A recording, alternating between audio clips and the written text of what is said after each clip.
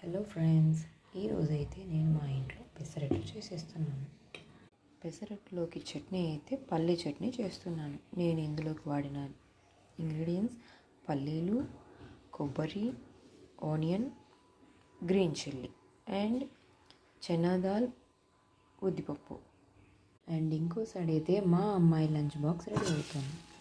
Rice, బెండకాయ fry and పెరుగన్నం. ఇప్పుడు టిఫిన్ అయితే పెసరట్టు వేయాలి మా అమ్మాయికి. అండ్ పల్లీ చట్నీ అయితే మిక్సీ పట్టేసుకుందాం. చూస్తున్నారుగా, చట్నీ రెడీ అయిపోయింది. నేనైతే పోపు వేయట్లేదు, ఆల్రెడీ ఆయిల్లో ఫ్రై చేసే కాబట్టి మళ్ళీ నేను పోపు వేయను అనమాట. ఇప్పుడైతే స్టవ్ వెలిగించి ప్యాన్ పెట్టేసుకుందాం పెసరట్టు వేయడానికి. ఇప్పుడైతే మనం దోశ వేసేసుకుందాం.